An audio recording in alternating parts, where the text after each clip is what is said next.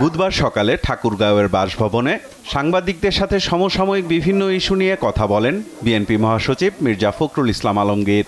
এ সময় মির্জা ফখরুল বলেন, রাজনৈতিক ফায়দা হাসিলের উদ্দেশ্যে সংখ্যালঘু ও আওয়ামী লীগ নেতাকর্মীদের ওপর হামলা নির্যাতন হচ্ছে বলে অপপ্রচার চলছে। কোথাও কোনো হামলা নির্যাতনের ঘটনা যাতে না ঘটে তা নিয়ে দলের নেতাকর্মীদের কঠোর নির্দেশনা দেন বিএনপি মহাসচিব।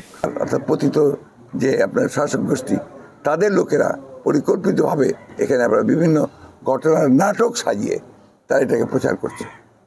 যেমন আপনার কয়েকদিন আগে এখানে বালিয়াডাঙ্গিতে আপনার মাইনরিটি চলে যাচ্ছে করে ৩00-৪০০ লোককে তারা একখানে জড়ো করেছে। আমি খুব ভালো করে খোঁজ নিয়েছি প্রশাসনের কাছ থেকে, গোয়েন্দাদের কাছ থেকে। তারা পরিষ্কার বলছে যে ইট ওয়াজ এ স্টেজ ড্রামা। কারণ ওই লোকগুলো সবাই খালি হাতে, তাদের স্ত্রী পুত্র কন্যা কেউ নেই, কোনো ব্যাগটাকের সাথে নেই। তারা গিয়ে বলছে আমরা চলে যাচ্ছি। এইটা সম্পূর্ণভাবে সাজানো কথিত একটা নাটক। হ্যাঁ, দু একটা জায়গায় স্প্রে ইনসিডেন্ট হতে পারে। আপনারা দেখেছেন যে আমাদের দল কিভাবে এই ঘটনাগুলোকে প্রতিরোধ করার জন্য তারা সমগ্র জেলাতে ছুটে ছুটে বেরিয়েছে।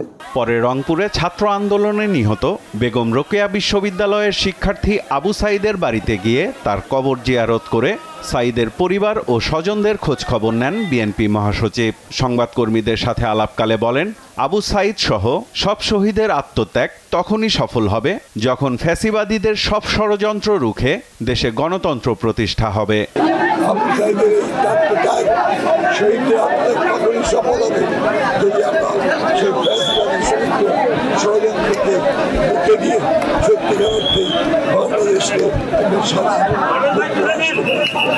দুপুরে স্থানীয় জাফরপাড়া মাদ্রাসা মাঠে সম্প্রীতি সমাবেশে বক্তব্য রাখেন মির্জা ফখরুল ইসলাম আলমগীর। আত্মত্যাগকে অর্থবহ করার জন্য আমাদের এখন সকলকে ঐক্যবদ্ধ হতে হবে।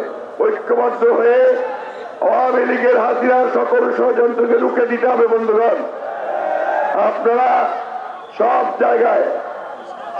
জায়গায় এই নাগরিক কমিটি গঠন করে শান্তি শৃঙ্খলা রক্ষা করবেন।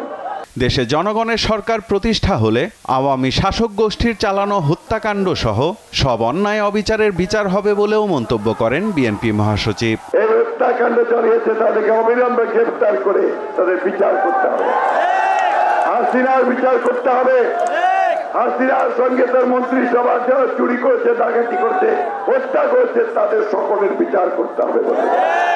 সাইফুল রিপন, দেশ টিভি, ঢাকা।